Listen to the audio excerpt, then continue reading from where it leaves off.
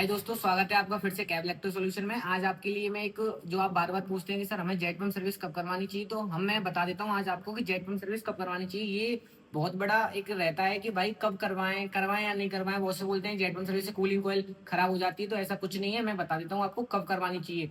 Jet pump service एक तो हमें मिड सीजन करानी चाहिए, जैसे कि जून जुलाई में, और एक हमें करानी चाहिए लास्ट सितंबर में, क्योंकि उससे क्या होता है कि बीच में हमें सर्विस करवानी चाहिए, लेकिन नॉर्मल सर्विस। मैंने आपको प्रीवियस वीडियो में बताया, आप जाके देख सकते हैं कि हमें कैसे फिल्टर क्लीन कर लेने होते हैं। तो दोस्तों, और अधिक जानकारी चाहिए तो आप नीचे के नंबर पे कॉल करें।